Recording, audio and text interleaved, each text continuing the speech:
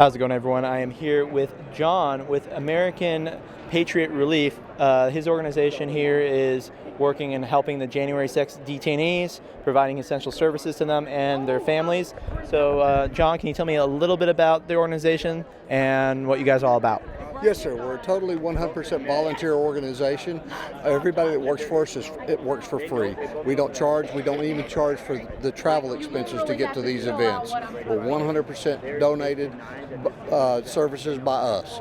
We don't charge for a thing. So 100% of the money given to us goes to January 6ers. Our role in life is to help make a January 6er's life better. And a January 6er is defined as somebody that is incarcerated, going to be incarcerated, or just got out of incarcerated as a result of January 6, 2021. Excuse me. You're fine. That's all raw. It happens. You're good. So that's the definition of what a January 6er is. And what we do is provide for the livelihood of these people. When you're incarcerated, you have to have your commissaries paid. The commissaries provide for toothpaste and toothbrushes and soap and shampoo, your underwear, your clothes, and all the things that you need while you're in there to be able to call home to your family. And so that's what the commissary is. And so we ask people to come in and make donations, contributions to the organization so that we can then fund these commissaries and make sure that the prisoners have everything they need. It's very difficult on them right now, and people are trying to not give them what they need. Oftentimes they'll even withhold commissaries from them if they do stuff that they don't like. And so we have figured out how to get through the system and get them things. We have a program called Adopt a J6er, which is a 3-month commitment that people can commit to $25 a month and pick a particular J6er that they want the money to go to.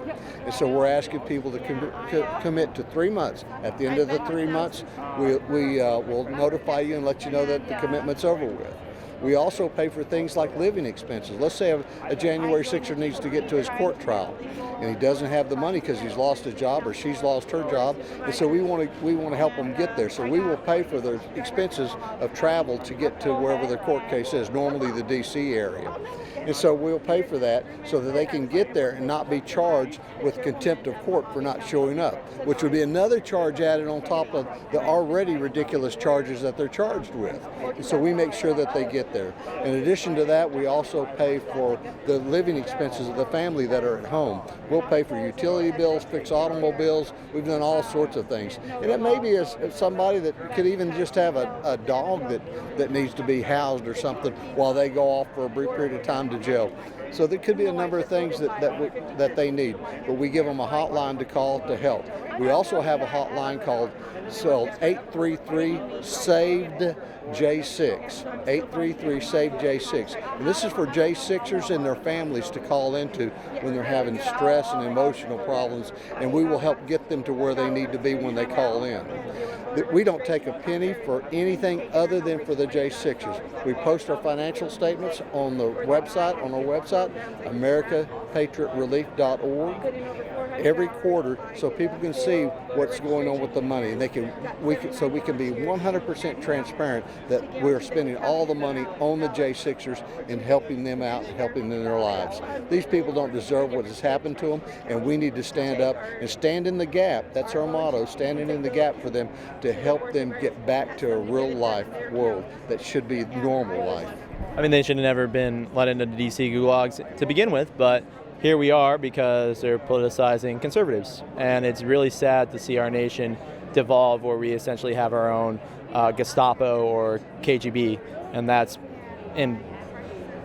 replace the words around FBI. That's the FBI right now under the current administration. There's some good people in that organization, but there's also the ones that are currently undermining our Constitution, and that's really good that you guys are coming out to support these people who are going through hell right now, that do not deserve to be in there. It was a victimless crime.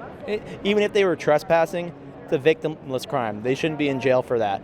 They are held in jail without trial, without being charged in some cases, because it's quote unquote they're a threat to society, but yet they're going to let Black Bloc, who lit fire to the church outside the White House, all those people are out free.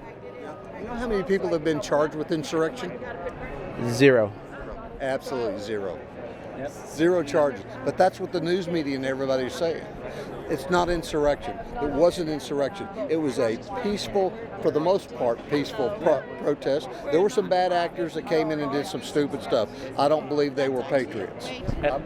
And I know people that I've talked to, too, who were actually there and said, hey, this guy's doing something stupid, go arrest him and help D.C. police and Capitol Police there. But yet, they still get tossed in jail for it. Yes, sir. Yes, sir. And it's, I mean, with all the video that, I mean, we can't see it off to the right here, but there's, I mean, video from inside the Capitol that luckily has now been released. It should admonish all these cases. Everyone who's in jail right now should be released, minus the people who actually were causing violence. I mean, right, left, don't go and break windows. That's, yeah. You pay your fine for that, whatever it may be. I know Tim Pool was over there talking about prison reform, and that's another topic, probably for a different interview. But, I mean, just the amount of stress that these people have had to go to for a non-violent crime is ridiculous. And you have some senators that are saying, oh, this is equivalent to 9/11, this is equivalent to Pearl Harbor. Bullshit. I'm going to say bullshit to that. Now, I know you guys are doing this from the commissary side and support, but do you guys do anything with the legal defense funds at all? We do not handle the legal. That's too deep of a hole. Okay. There's not enough money in the world to battle the federal government on that. So what we do is we help support them, and if they have their own resources to do that, many of them go to a public defender now because, you know, it's been kind of, this is what's going to happen to them. They know that they're going to get convicted because they have like a 99% success rate to convicting these people, you know, because of the trumped up charges and that they're made up. I mean, it's not about justice anymore in our system. It's about convictions, which is really sad. Yeah. It's about fear. Yeah. It's about driving fear into the group to keep them from keep our population, our patriots, from standing up for the right thing. They were doing nothing more that day than practicing the First Amendment right. And yet Representative Bowman's still not in jail after pulling the fire alarm and interrupting a congressional session. How does that work? Democrat privilege. There you go, Democrat privilege. So, John, I really appreciate the time, man. I appreciate the work you guys are doing for the organization, and like I said, keep up the good work. My viewers know a good spot now to support everyone. And remember, the group is AmericanPatriot.org, AmericanPatriotRelief.org, AmericanPatriotRelief.org. Visit the website and help us out with that as best you can. We need volunteers as well as financial resources also. Thank you very much, anybody that may be able to help us. God bless. Yep, thanks again, John. God bless. Have a Merry Christmas, Happy Hanukkah, all that stuff. So. Amen. Thank you, sir. Thanks, bye-bye. Sir.